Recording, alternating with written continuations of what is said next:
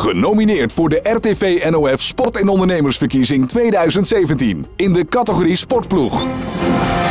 Bikwik Dokkum. Blauw-geel zijn de kleuren van Bikwik. Afgelopen seizoen behaalden wij de piek. Vol gas promoveerden wij naar de eerste klas. Nu vallen er weer prijzen te behalen. Genaamd Sportclub van het jaar. Ook hiervoor staan wij weer 100% klaar. Een club met kracht, gezelligheid en uitstraling. Trappen deze prijs er ook in. Deze race was dit keer niet op het veld.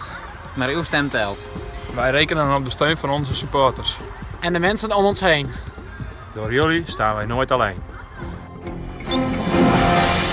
KF De Woorden. Korfbalvereniging De Woorden is sinds 2014 de fusieclub tussen DFD en TTR en is daarmee de jongste vereniging van Noordoost-Friesland. In het seizoen 2016-2017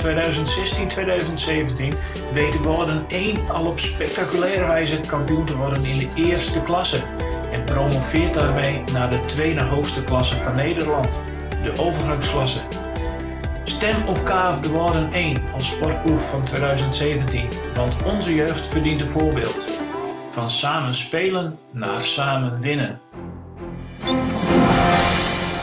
SC Twiesel.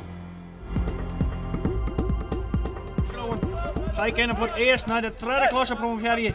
Heel Twiesel is er om deze wedstrijd mee te kunnen mijntje. En wij watje al op het laatste fluitsignaal. Twiesel promoveert. Door deze prestaties zijn wij genomineerd voor Sportploeg van het jaar. Stem op deze vriendenploeg uit Twijzel.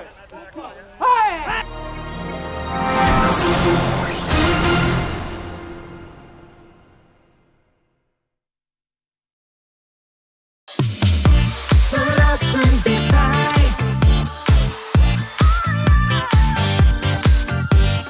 RTV